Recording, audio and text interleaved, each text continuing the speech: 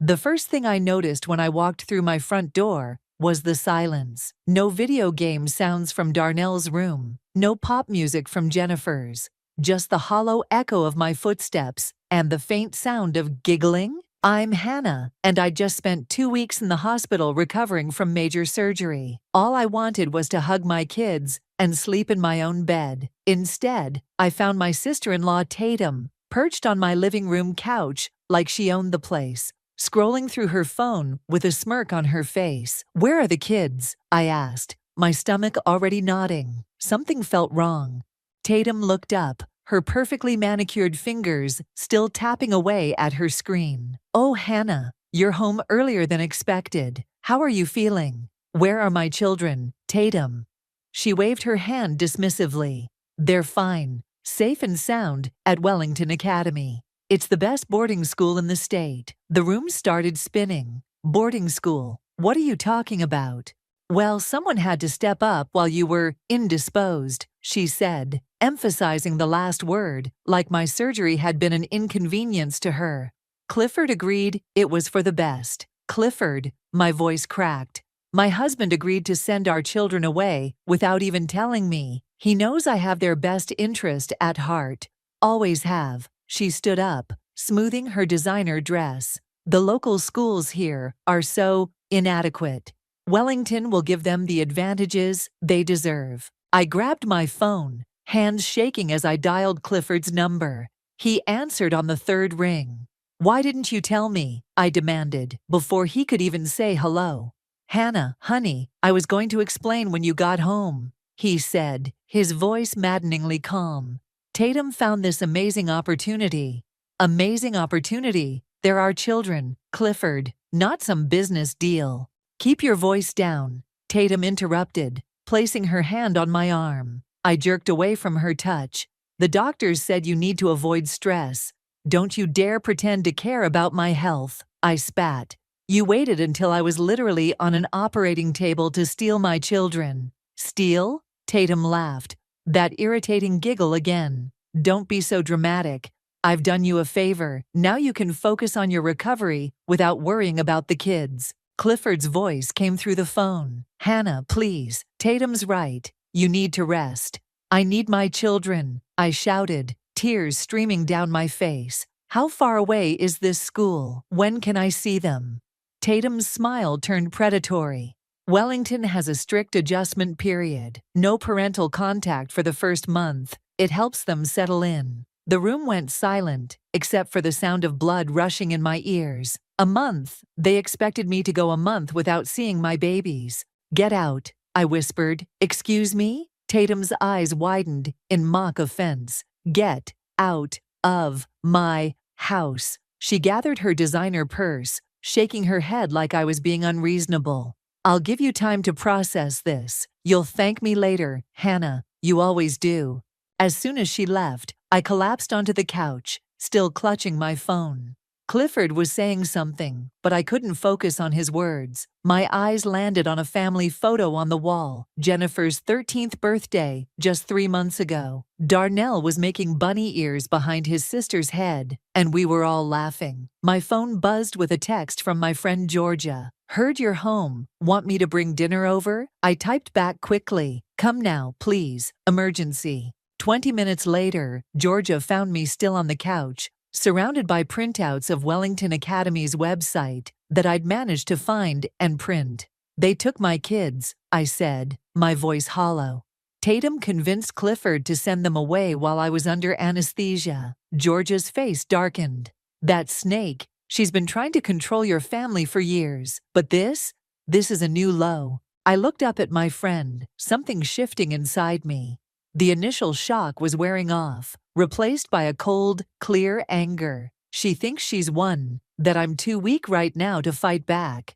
And are you?" I picked up the Wellington Academy brochure, noticing for the first time the list of board members and investors at the back. A familiar name caught my eye, and suddenly I remembered something important, something Tatum didn't know about. "No," I said, a plan already forming in my mind. "I'm not weak at all. And Tatum just made the biggest mistake of her life." "You own what?" Georgia nearly spilled her coffee across my kitchen table. 15% of Wellington Academy, I said, spreading out the investment documents I'd dug up from my home office, and 12% of their sister school, Thornfield Prep. It was part of my grandmother's estate.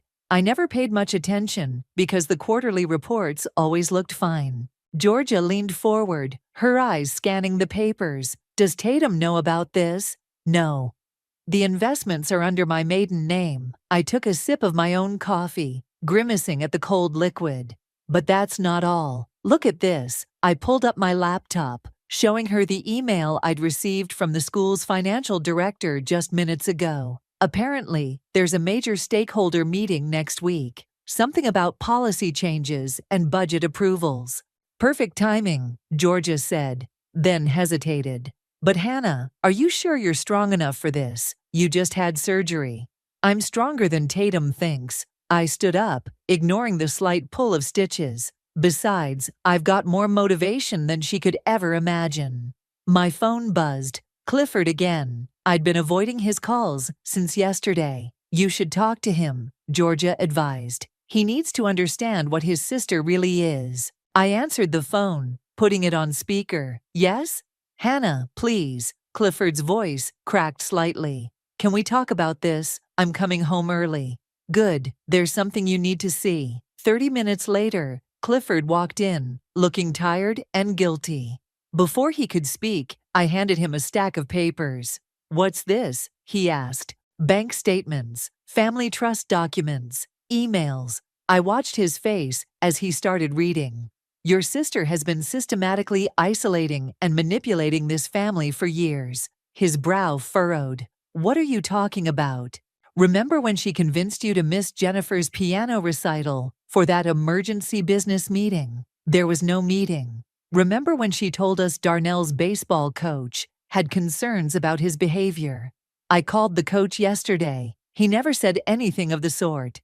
Clifford sank into a chair. That doesn't mean... Keep reading, Georgia interrupted. Show him the trust fund papers, Hannah. I pulled out the relevant documents. She's been siphoning money from the children's trust funds to pay for this boarding school. Funds that, by the way, she shouldn't even have access to. That's impossible, Clifford protested, but his voice wavered.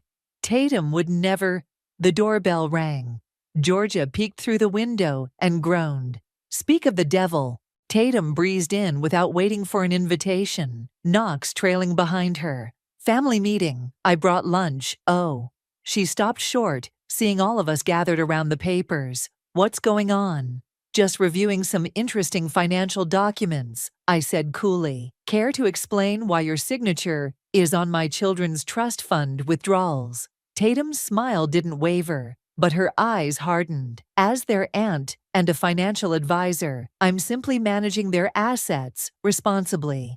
You mean stealing from them? Georgia muttered. Excuse me? Knox stepped forward. My wife doesn't steal. She's trying to help your children get the best education possible. I turned to him. Knox, when was the last time you checked your own accounts? Really checked them? A flicker of uncertainty crossed his face. Tatum shot me a warning look. You're just upset because you're not in control right now, she said smoothly. The medication must be making you paranoid. Clifford, maybe we should consider... Consider what? I cut in. Having me declared incompetent? Is that your next move? The room went silent. Clifford looked between his sister and me, confusion and doubt warring on his face. I would never, Tatum gasped, but her hand tightened on her purse strap. I love this family. Everything I do is for this family. No, I said, standing up straight despite the pain in my abdomen. Everything you do is for yourself, but you made one crucial mistake, Tatum. Oh? Her lips curved in that condescending smile I'd grown to hate. And what's that? You sent my children to Wellington Academy without checking who owns it. I pulled out my investment portfolio. Would you like to know who has the power to change school policies, including their ridiculous no-contact rule? For the first time since I'd known her, Tatum's perfect mask cracked. She snatched the papers from my hands, her face paling as she read. This is, she started. Just the beginning, I finished for her. Now, would you like to tell everyone what you've really been up to, or should I? My phone lit up with an unknown number. Normally, I'd let it go to voicemail, but something made me answer. Mom, Jennifer's whispered voice made my heart skip. Jenny, baby, are you okay? I'm hiding in the bathroom. We're not supposed to have phones, but Sarah let me borrow hers. Her voice cracked. Mom, I hate it here. They took Darnell to a different campus. I haven't seen him in days. I gripped the phone tighter. They separated you. Tatum said it was better this way. Something about different programs, for different needs. Jennifer sniffled. Dad won't answer my emails. Are you sick? They told us you were too sick to take care of us. I'm fine, sweetheart. I'm coming to get you both, I promise. I checked my watch. I have a meeting with the school board tomorrow. Mrs. Harrison is really strict, Mom. She says we can't leave until… A sharp knock interrupted her. I have to go. The line went dead. I immediately called Georgia. They separated my children. Different campuses. That's not in any of the enrollment paperwork, she said. I've been going through everything you sent over. Meet me at the coffee shop near Wellington. I need to do some reconnaissance before tomorrow's board meeting. An hour later, Georgia and I sat at a corner table, watching the steady stream of Wellington Academy parents and staff members coming in for their morning coffee. That's Mrs. Harrison, Georgia whispered, nodding toward a stern-looking woman in a tailored suit. The headmistress Jennifer mentioned. I stood up, smoothing my blazer. Perfect timing. Mrs. Harrison. I approached her table. I'm Hannah, one of the school's investors. I was hoping we could chat. Her eyes narrowed slightly. I wasn't aware we had a meeting scheduled. We don't. But given tomorrow's board meeting, I thought it might be helpful to discuss some concerns privately first. I sat down without waiting for an invitation, particularly about the new split campus policy. Ah, yes, Mrs. Phillips assured us the board was fully informed. Mrs. Phillips? I interrupted. Tatum Phillips. In what capacity does she speak for the board? Mrs. Harrison frowned. As the liaison for family enrollment and policy implementation, she's been quite insistent about certain changes. I see. I pulled out my phone, showing her my investment documentation. As a major stakeholder, I find it concerning that these decisions were made without proper board approval. The color drained from her face. I was led to believe, that is, Mrs. Phillips said. I'm sure she did. Tell me, how many other families have been affected by this split campus policy? 3, including the Bennett children. She swallowed hard. Mrs. Phillips said it was a pilot program. And the no-contact policy. That was also her recommendation. She said it was standard practice at elite institutions. My phone buzzed with a text from Georgia. Knox just walked in. I looked up to see Tatum's husband ordering coffee, his shoulders tense. He'd been unusually quiet during yesterday's confrontation. Thank you for your time, Mrs. Harrison, I said, standing. I look forward to discussing these policies further at tomorrow's meeting. I intercepted Knox at the counter. We need to talk. I have nothing to say to you, he muttered. But his hands shook as he reached for his coffee. Really, because I have plenty to say about the money Tatum's been moving through your joint accounts. He froze. What are you talking about? I led him to a quiet corner. $300,000, Knox. That's how much she's transferred from various family accounts in the past year alone. Did you really think those home renovation costs were legitimate? She said it was for the children's future. His voice was barely audible. Private tutors, educational consultants. Check your accounts, really check them. And ask yourself why she needed to separate my children and cut off all contact with their parents. Knox's face crumpled. She wouldn't. She couldn't. She did. And tomorrow, everyone's going to know exactly what she's been doing. I handed him a copy of the financial records. The question is, are you going to keep enabling her, or are you going to help me protect these children? He stared at the papers for a long moment. The board meeting. What time? 9 a.m. Don't tell Tatum you're coming. As I walked back to Georgia's table, my phone buzzed again. Another unknown number. Mom? This time it was Darnell's voice, thick with tears. Can you come get me, please? Soon, baby, I promised, my resolve strengthening. Very soon. Just hold on one more day. I looked at Georgia, who was already gathering her things. Time to finish this, she said. Yes, I agreed. Time to bring my children home. The Wellington Academy boardroom felt colder than it should have. I adjusted my blazer, trying to ignore the surgical pain, as I took my seat at the long mahogany table. Georgia squeezed my hand under the table. You've got this, she whispered. Board members filed in one by one, their curious glances darting between me and the thick folders in front of each seat. Mrs. Harrison sat rigidly at the far end, her face pale. Knox slipped in just before 9, choosing a seat near the door. Then Tatum walked in, her usual confident smile faltering when she saw me. What are you doing here? She hissed, dropping her designer bag on the table. Attending a board meeting, as is my right as a major stakeholder. You're not well enough to— Let's begin, announced Mr. Peterson, the board chairman. First item, the recent policy changes regarding campus separation and parent communication restrictions. Tatum smoothly interrupted. As I've explained in previous meetings, these changes are essential for— Actually, I stood up, ignoring the pull of stitches. I'd like to address these policies first, specifically how they were implemented without proper board approval. That's ridiculous, Tatum scoffed. Everything was properly documented. Was it? I opened the folders in front of each board member because these financial records show something very different. The room filled with the sound of rustling papers and sharp intakes of breath. Tatum's perfectly manicured nails drummed against the table. Mrs. Harrison, I turned to the headmistress. Would you please share what you told me yesterday about Mrs. Phillips's role in these changes? Mrs. Harrison cleared her throat. Mrs. Phillips presented herself as the board's official liaison. She insisted the policies had full approval, which they didn't, Mr. Peterson confirmed, frowning at the documents. These signatures, they're not legitimate. Of course they are. Tatum stood up, her voice rising.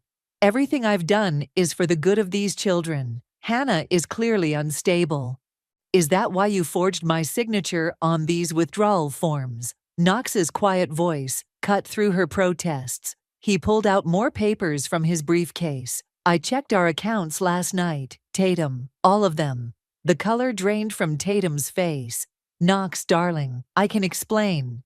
Explain what? I pressed. How you've been systematically isolating children from their families. How you've been embezzling from their trust funds. That's a serious accusation, Mr. Peterson said gravely.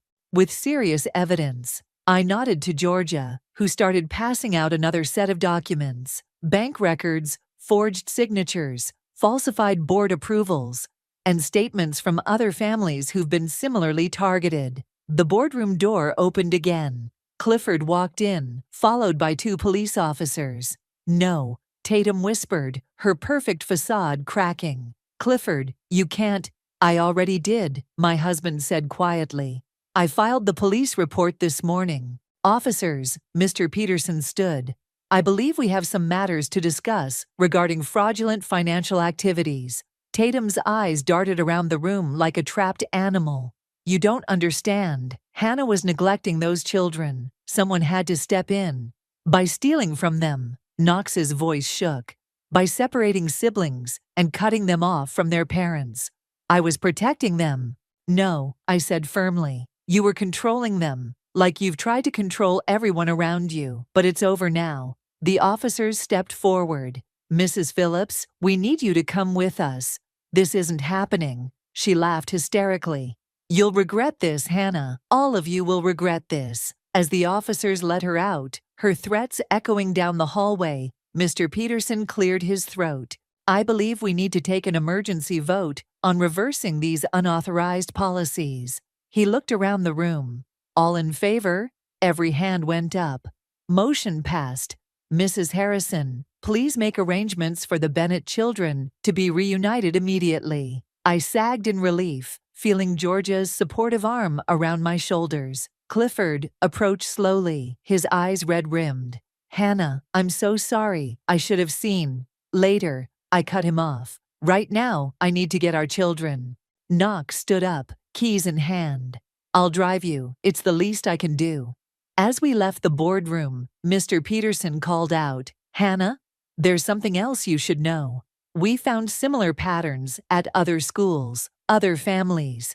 This goes deeper than we thought. I turned back, steel in my voice. Then we'll help them too. But first, I'm bringing my babies home. Georgia squeezed my hand one last time. Go get them. I'll start making calls. Those other families deserve to know the truth too. Walking out of Wellington Academy, I felt stronger than I had in weeks. The surgery scar pulled with each step, but it didn't matter. I was finally going to see my children. And Tatum, she was about to learn that karma has perfect aim.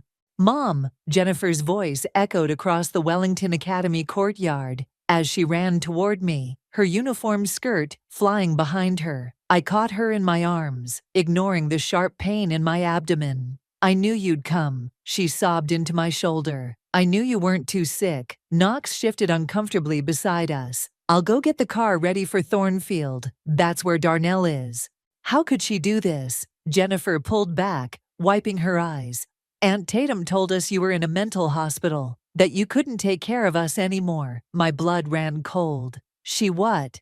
She said we had to keep it a secret from everyone, Jennifer continued. She made us write these weird letters, saying we wanted to stay here, said if we didn't, they'd take us away from you forever. Clifford, who had been silent until now, made a choked sound. Jenny, I'm so sorry. I should have questioned her more. Dad, Jennifer's voice was small. Why did you let her send us away? Before he could answer, Mrs. Harrison approached, with Jennifer's belongings. Everything's packed, and there's something else you should see. She handed me a file. Letters Tatum made all the separated children write. She was building a case for custodial interference. Building a case? Clifford took the file, his hands shaking. Against who? Against me, I said, scanning the documents. These letters paint me as an unfit mother. She was going to use them to take the kids permanently. Knox returned, car keys jingling nervously. We should get to Thornfield before they break for lunch. Darnell's waiting. The drive to Thornfield Prep was tense. Jennifer sat pressed against me in the back seat, as if afraid I'd disappear. Clifford kept trying to catch my eye in the rearview mirror, but I focused on the passing scenery instead. Thornfield was smaller than Wellington, but just as imposing. Darnell was already waiting at the front steps with his duffel bag, his face lighting up when he saw us. Mom, he crashed into me with the force of a small tornado. Did you get my message? I borrowed Tommy's phone and I got it, baby. I held him tight, breathing in the familiar scent of his shampoo. I'm here now. Mrs. Bennett, a tall man in a suit, approached. I'm Dr. Roberts, the headmaster. There are some concerning incidents we need to discuss regarding Darnell's behavior. What incidents? I asked, keeping my arm around my son. He's been resistant to our program, refusing to participate in mandatory counseling sessions about his family situation. Counseling sessions? Knox interrupted. What counseling sessions? Dr. Roberts consulted his tablet. Mrs. Phillips arranged them. She said the children needed help processing their mother's instability. The only unstable person here is Tatum, I said firmly, and she's currently in police custody for fraud and embezzlement. The headmaster's face paled. I had no idea. She seemed so concerned about the children's welfare. She was concerned about control, Knox said quietly. She's always been obsessed with controlling everyone around her. Jennifer tugged at my sleeve. Can we go home now, please? Yes, I said, gathering both my children close. We're going home. As we walked to the car, Dr. Roberts called out, there will be an investigation into all of this. Other families will need to be notified. I know, I replied, and we'll help them. But right now, my children need to be home. The drive back was filled with Darnell and Jennifer's chatter as they caught up on their forced separation. In the front seat, Clifford gripped the steering wheel until his knuckles turned white. Hannah, he started. I don't know how to make this right. Not now, I said quietly. We'll talk later. Knox cleared his throat. I should get to the police station. They'll need my statement about the financial records. Mom, Darnell asked from beside me.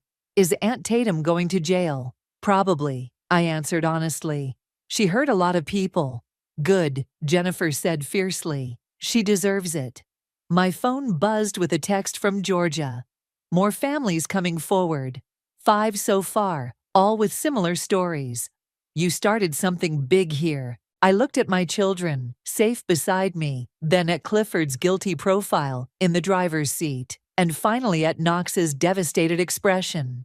Tatum's actions had rippled out, affecting so many lives, but now the truth was coming to light. When we get home, I said, we're ordering pizza and watching movies all day. No homework, no phones, no interruptions. Can we build a blanket fort? Darnell asked hopefully.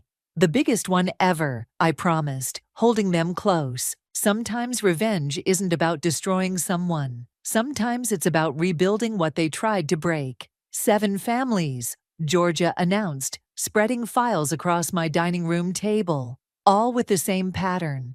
Tatum would target families during medical emergencies or personal crises, then swoop in as the caring relative. And the money? Knox asked from his corner of the table. He looked like he hadn't slept in days. Siphoned through a network of fake educational consulting companies, Georgia replied.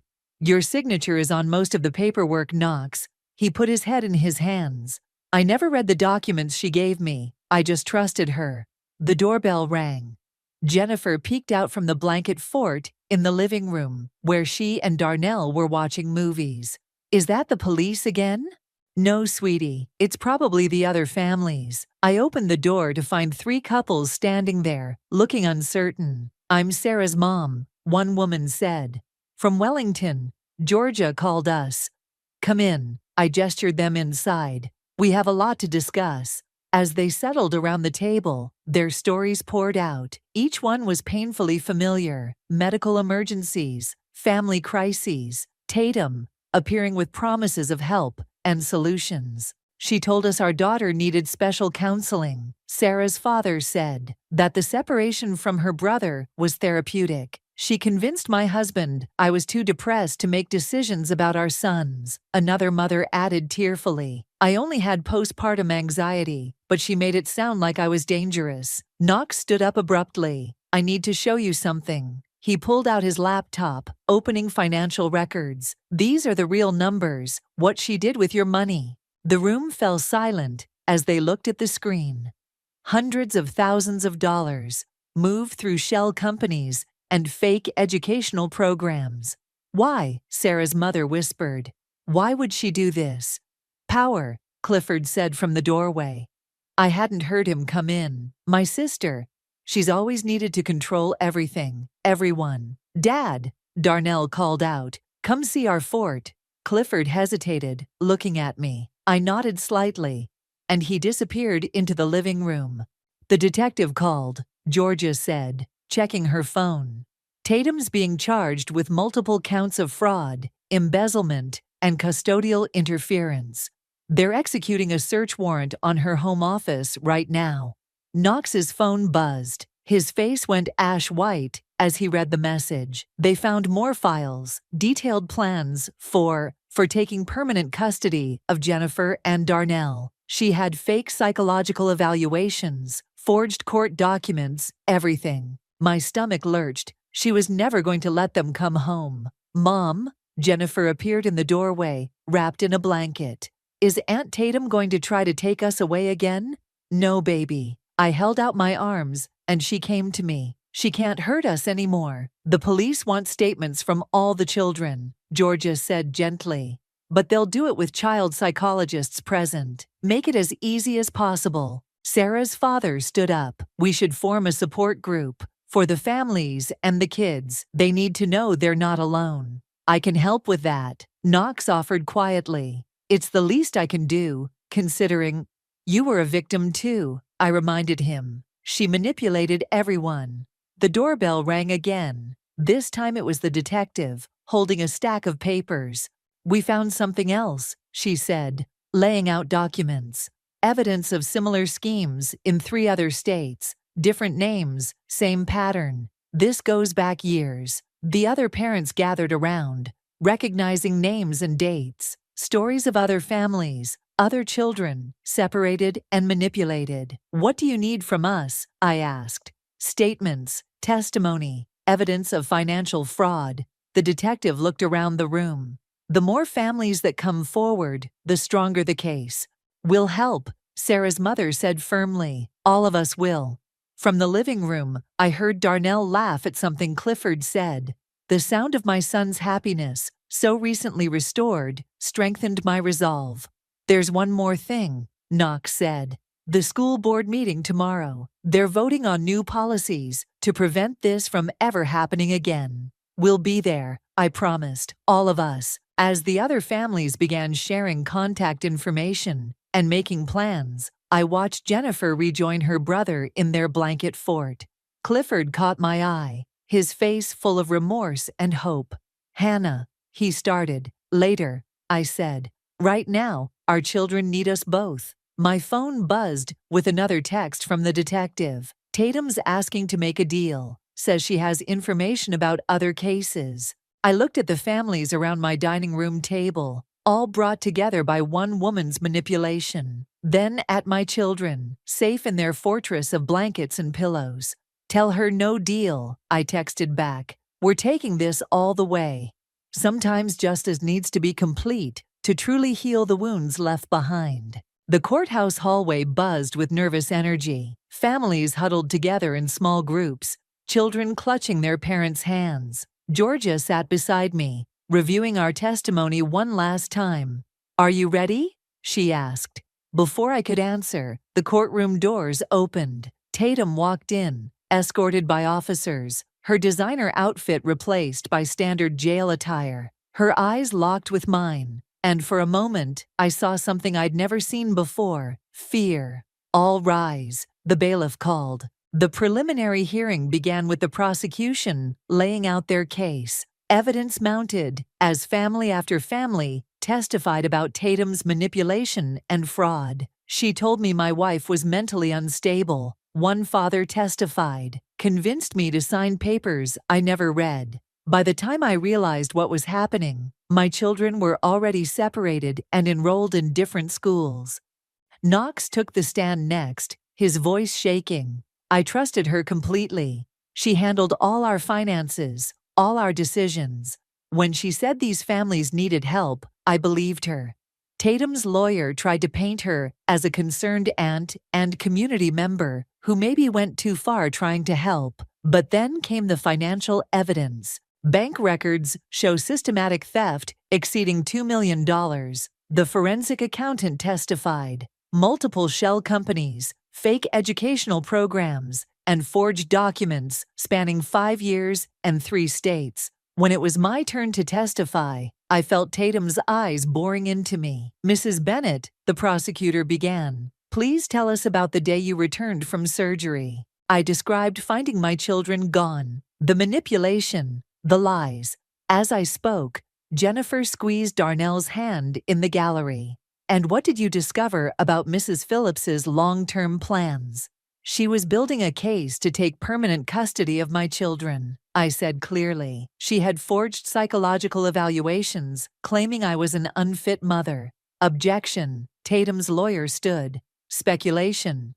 "Overruled," the judge responded. "Continue." I held up the documents Knox had found. "These papers show she planned to file for emergency custody while I was still recovering from surgery. She forced my children to write letters, claiming they were afraid of me." "That's not true," Tatum suddenly shouted, jumping up. "I was protecting them. Hannah was weak, distracted. Those children needed structure, guidance." "Mrs. Phillips, control yourself," the judge warned. "You don't understand," Tatum continued, her perfect facade crumbling. "I did what no one else would do. Those families were falling apart. I fixed them. By stealing their money," Knox called from his seat. "By traumatizing children." "Order." The judge banged his gavel. Mrs. Phillips, one more outburst, and you'll be removed. The prosecution presented their final piece of evidence, a recording from Jennifer's phone. Tatum's voice filled the courtroom. Your mother's sick, Jenny, mentally sick. If you don't write this letter saying you're scared of her, they'll put you in foster care. Is that what you want? Jennifer's small voice replied. But I'm not scared of Mom. You're lying. Do it. Tatum's voice turned harsh, or you'll never see your brother again. The courtroom erupted in angry murmurs. Parents pulled their children closer. Tatum sat rigid in her chair, her face ashen. Your Honor, the prosecutor stood. Given the overwhelming evidence of fraud, emotional abuse, and attempted custodial interference, we ask that the defendant be held without bail pending trial. Your Honor, my client, Tatum's lawyer started, has shown a pattern of manipulation and control that makes her a threat to these families. The judge interrupted. Bail denied. This case will proceed to trial. As officers led Tatum away, she turned to me one last time. I was right about you, Hannah. You're weak. You always were. No, Tatum, I replied, loud enough for everyone to hear. I'm strong enough to protect my children from you. We all are. Outside the courthouse, the families gathered together. Sarah's mother organized a support group meeting for the following week. Knox promised to help track down more of Tatum's victims in other states. Mom? Jennifer tugged at my sleeve. Can we go home now? Actually, Clifford stepped forward. I was thinking maybe we could get ice cream first, as a family. The kids looked at me hopefully. Despite everything, they still wanted their father in their lives. Ice cream sounds perfect, I said. As we walked to the car, Georgia caught my arm. The detective called. They found more evidence at Tatum's house. This could turn into a federal case. I watched my children climbing into the back seat, together and safe. Clifford held the door open, his eyes asking for forgiveness and a chance to rebuild.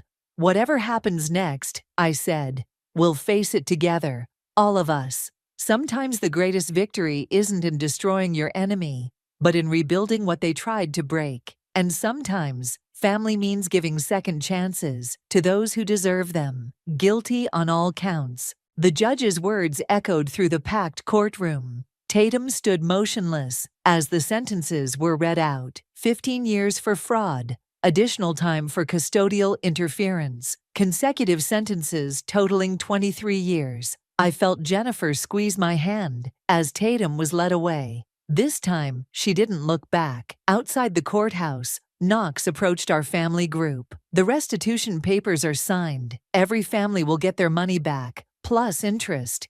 It's not about the money, Sarah's mother said, hugging her daughter close. It's about healing. Speaking of healing, Georgia called out, waving a stack of papers. The support group numbers are growing. 3 more families came forward this morning. Darnell tugged at my sleeve. Mom, can we show them now? I nodded, and he pulled out his tablet. We made something, all us kids together. The gathered families crowded around as Darnell pressed play. On screen, children appeared one by one, all those who had been separated and manipulated by Tatum. Each spoke directly to the camera. My name is Jennifer, and I am not afraid. I'm Darnell, and I know my mom loves me. I'm Sarah, and it wasn't my fault. One by one, they reclaimed their voices, their truth. Parents wiped away tears as their children's faces appeared, strong and resilient. It was Jenny's idea, Clifford said softly beside me. She said everyone needed to hear their own voice again. The video ended with all the children together, saying in unison, "We are not victims, we are survivors." This is going viral, Knox said, checking his phone. Other families are reaching out, not just about Tatum, about other cases, other manipulators. Then we'll help them too, I said. That's why we started the foundation. Georgia grinned. Speaking of which, the first grant applications are in. 5 families seeking legal help to fight similar cases. We'll review them tomorrow, Sarah's father said, after the celebration. Celebration? Darnell perked up. Ice cream. Jennifer announced. Dad rented out the whole shop. Everyone's invited. As families began moving toward their cars, Knox held back. Hannah, there's something else you should know. The federal investigation found evidence of Tatum's schemes going back to college. She did this to me first. Isolated me from my family. Controlled everything.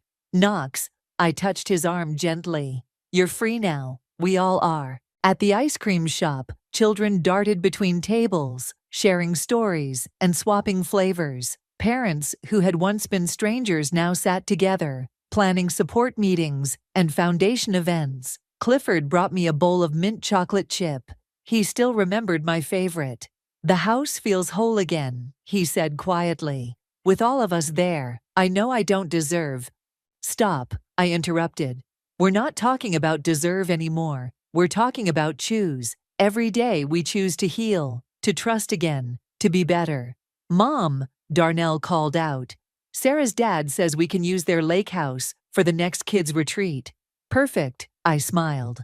As long as there's no lake swimming until you finish your lessons.